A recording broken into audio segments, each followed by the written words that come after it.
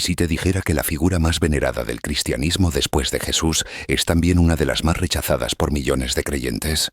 Sí, estamos hablando de la Virgen María. Para muchos católicos, ella es la Madre de Dios, la Reina del Cielo, la intercesora más poderosa. Pero para la mayoría de los protestantes, no. No es reina, no es mediadora, y en muchos casos ni siquiera se le reza. ¿Por qué? ¿Qué pasó en la historia para que una figura tan central fuera prácticamente eliminada del mapa devocional de medio cristianismo? Quédate hasta el final, porque hay un giro histórico y teológico que muy pocos conocen, y puede que cambie tu forma de entender este conflicto para siempre. Todo comenzó en el siglo XVI, con una tormenta espiritual que sacudiría a Europa para siempre, la Reforma Protestante. Un movimiento que no solo dividió la cristiandad, sino que redefinió las creencias de millones. Martín Lutero, el monje agustino alemán que inició esta revolución, no tenía problema con María. De hecho, Lutero decía cosas como: María es la Madre de Dios, y quien no puede llamarla así es un hereje. También creía firmemente en su virginidad perpetua. Entonces, ¿qué cambió? ¿Por qué los protestantes actuales no la aceptan igual? Aquí viene el primer punto clave: sola Escritura. Solo la Escritura. Este principio se convirtió en la columna vertebral del protestantismo. Significaba que cualquier doctrina o práctica debía estar fundamentada explícitamente en la Biblia. Si no aparecía en las Escrituras, debía ser cuestionada o descartada. Y ese fue el principio del problema con María. Tomemos algunos ejemplos. La Inmaculada Concepción, proclamada como dogma en 1854 por el Papa Pío IX, enseña que María fue concebida sin pecado original. Pero no hay un pasaje bíblico directo que lo afirme. La Asunción, es decir, que María fue llevada al cielo en cuerpo y alma, se proclamó como dogma en 1950 por Pío XII. Tampoco aparece de forma literal en la Biblia. Y luego está la idea de que María es corredentora o mediadora de todas las gracias. Una creencia popular entre muchos católicos que sostiene que María tiene un papel especial en la redención, colaborando con Cristo. Desde la perspectiva protestante, todo esto es insostenible, no porque desprecien a María, sino porque no lo encuentran en la Biblia. Aquí aparece un segundo principio central: solus Christus, solo Cristo. Para los reformadores, Cristo es el único mediador entre Dios y los hombres, como dice 1 Timoteo 2:5. Porque hay un solo Dios y un solo mediador entre Dios y los hombres, Jesucristo hombre. Este versículo se volvió un arma teológica poderosa. Bajo esta perspectiva, cualquier intento de buscar intercesión en María o los santos se veía como una forma de quitarle protagonismo a Jesús. Entonces, ¿cómo pasamos del respeto al rechazo casi total? Ahí entra el factor humano, cultural y político. Con el tiempo, la veneración mariana en el catolicismo se volvió más intensa. No era solo una figura bíblica, sino el centro de devociones populares. Surgieron advocaciones marianas como Nuestra Señora de Fátima, Nuestra Señora de Guadalupe, la Virgen del Carmen, entre cientos más. Se multiplicaron las procesiones, los rosarios, los himnos, las imágenes coronadas, las peregrinaciones. Para muchos protestantes, todo esto cruzaba la línea.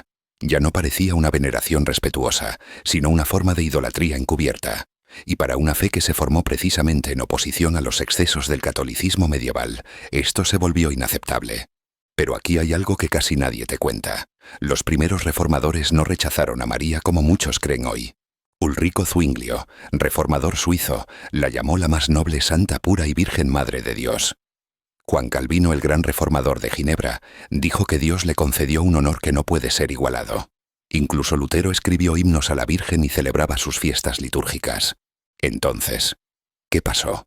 Con el tiempo, a medida que las distintas ramas del protestantismo fueron desarrollando su identidad propia, y sobre todo a medida que buscaban diferenciarse del catolicismo, todo lo que sonara demasiado católico fue eliminado.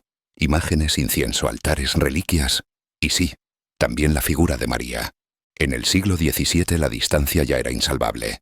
Mientras la Iglesia católica seguía profundizando en su teología mariana, los protestantes cerraban filas y reafirmaban su rechazo. María ya no era una figura espiritual cercana. Se volvió un símbolo de división. Pero espera, porque esto se pone interesante. No todos los protestantes piensan igual. En el anglicanismo, por ejemplo, María sigue siendo venerada litúrgicamente. Se celebran fiestas como la Anunciación, la Visitación o la Asunción, aunque sin dogma. En algunas iglesias luteranas conservadoras, María todavía es llamada Madre de Dios y se incluye en el calendario litúrgico. Incluso en el mundo evangélico contemporáneo, especialmente en Latinoamérica, hay un resurgimiento del interés por el papel de María como modelo de obediencia y fe radical. Ya no se la ve como un obstáculo doctrinal, sino como una mujer ejemplar. Y eso nos lleva a algo impensado: el diálogo ecuménico. Desde los años 90, teólogos católicos y protestantes se han sentado juntos a pedir hablar de María, a intentar comprenderla desde la Biblia sin dogmas añadidos, a buscar puentes en lugar de muros. En 2005, por ejemplo, la Anglican Roman Catholic International Commission publicó un documento titulado María, Gracia y Esperanza en Cristo, en el que se reconoce su papel especial como Madre de Jesús, su modelo de discipulado y su presencia en la comunidad cristiana primitiva. Entonces volvamos a la pregunta inicial: ¿por qué los protestantes no aceptan a la Virgen María como lo hacen los católicos?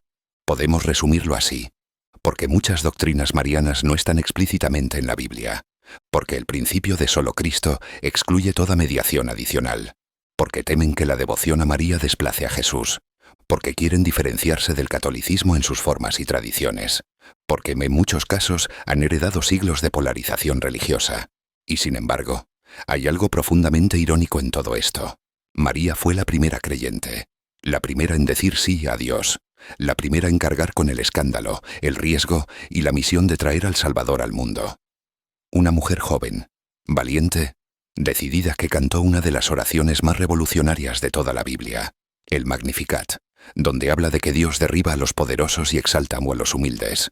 ¿Cómo es posible que una figura así haya sido silenciada en tantas comunidades cristianas? Tal vez ha llegado el momento de replantear la conversación. No se trata de idolatrar ni de ignorar. Se trata de comprender, de recuperar el valor de una figura que, más allá de dogmas y tradiciones, representa una fe inquebrantable en medio de la incertidumbre. Un ejemplo de confianza radical en Dios. Y si llegaste hasta aquí, te prometimos una revelación sorprendente. En el Islam, sí, en el Islam, María es venerada como la mujer más pura del mundo. Es la única mujer mencionada por nombre en el Corán. Y no solo eso, tiene un capítulo entero dedicado a ella. El capítulo 19, llamado Sura Maryam. En ese texto sagrado se narra el anuncio del ángel Gabriel, su virginidad, el nacimiento milagroso de Jesús, Isa, y su sufrimiento como madre. Es más, en la teología islámica, María es un símbolo de santidad, obediencia y humildad. Los musulmanes no creen que sea madre de Dios, claro, pero sí la ven como una de las figuras más elevadas del relato sagrado. Así que mientras cristianos discuten si deben venerarla o no, en otra religión completamente distinta, ella es respetada como un ejemplo de santidad universal. ¿Qué nos dice eso sobre su impacto? ¿Qué nos dice sobre su verdadero lugar en la historia espiritual de la humanidad? María es ante todo parte viva de la fe católica. Es la Madre de Dios, elegida por el Padre, llena del Espíritu Santo y portadora del Salvador. Y aún así, su figura toca corazones más allá de fronteras y credos. Quizás sea un puente, un signo, un eco de algo más grande. Y tal vez, solo tal vez, aún tiene mucho que enseñarnos. Si esto te sorprendió, prepárate para lo que viene en el próximo vídeo. Haz clic ahora.